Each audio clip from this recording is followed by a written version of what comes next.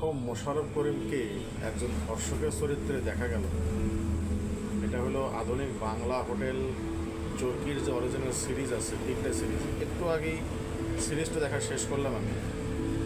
প্রথম সিরিজটা আমার কাছে খুব ভালো লাগছিল, বোয়াল মাছের ঝোল হেব্বি, পুরাই জোস।